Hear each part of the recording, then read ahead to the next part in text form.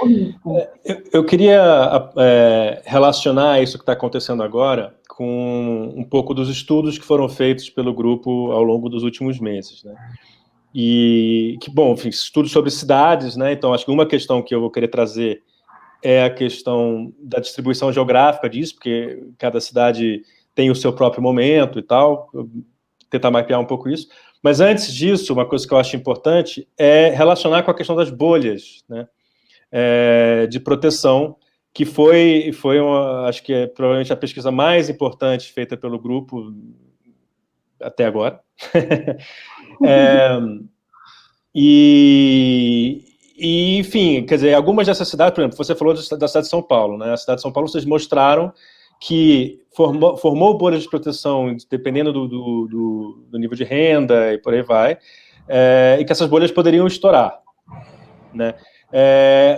Há algo que se enxerga a respeito dessas bolhas nesse momento em que começa a aumentar os casos? Tem um estouro ou está voltando em todas as distribuições? Tem alguma coisa que você possa dizer a respeito disso?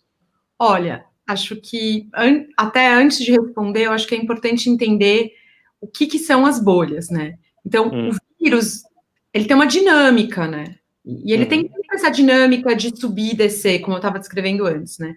Então, por que ele sobe e depois desce? Ele desce porque ele para de encontrar pessoas para que ele possa passar, né? Para transmitir. E essa queda, então, esse impedimento dessa transmissão, ela pode acontecer ou porque a gente fecha todo mundo em casa, então, enfim, a gente corta as relações, então o vírus realmente não consegue passar entre as casas, entre as pessoas, ou simplesmente porque a gente contaminou tanta gente que o vírus ele quer passar, mas ele só encontra pessoas que ou já tiveram o vírus ou né, então estão imunes ou estão contaminadas. Então, o que a gente viu com o estudo das bolhas na cidade de São Paulo é que, como existe uma segmentação social da cidade, ou seja, as pessoas circulam e funcionam em núcleos separados, né, com algumas exceções, mas existem esses nichos.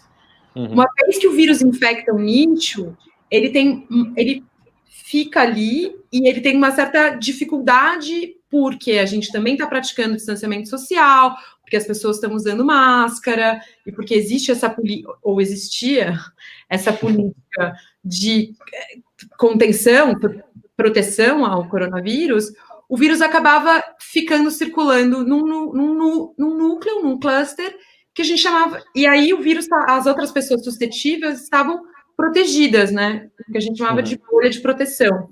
Ela estava protegida por pessoas imunes e contaminadas num outro lugar. Então, só que a partir do momento em que você começa a aumentar a circulação das pessoas e reduzir essa proteção, tanto de máscara, então vai todo mundo aglomerar no bar, difícil usar máscara tomando cerveja, né?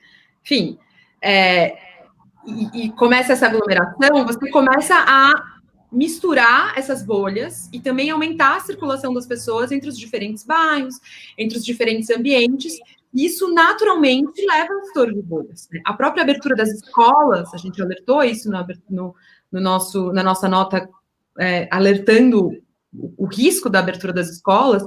A própria existência da escola é um estouro de bolha, porque você tem pessoas nas suas casas, em diferentes bairros, né? E aí, de repente, essas pessoas todas passam a se encontrar no mesmo lugar e depois vão para outros lugares. Então, você permite que o vírus, você cria mecanismos que o vírus agora possa transitar em maiores áreas. E, embora a gente tenha, na cidade de São Paulo, segundo o último censo, 26% de pessoas infectadas, né? A gente ainda tem 66 pessoas, 64% da população que está suscetível ao vírus. E isso é muita coisa. Então, o vírus, ele vai infectar quem ele puder, né? Acho que E a gente pode estar vendo isso, por exemplo, nesse momento de aumento do número de infecções e claro, e tem, né? Um outro fator que acho que é super interessante que você apontou, né? O fato de pessoas importantes, né? Como o nosso cara do Einstein fez questão de falar no áudio, quer dizer, os hospitais privados. É muito interessante isso. Nesse censo, eles falam que a autoescolaridade tem só 16% de imunidade ao coronavírus, ao passo que a baixa escolaridade tem 36%. Foi muito mais exposta nesse Então, foi muito período. mais exposta. Então, agora, o que a gente está vendo? Aonde que a bolha estourou e encontrou um monte de gente suscetível? Na classe média, na classe média alta. Lá tinha menos gente imune, né? Então, ele tem mais facilidade de circular. Então, acho que isso é um exemplo, assim, bem claro de que a gente acertou nessa dinâmica, nessa descrição da dinâmica. Entendi.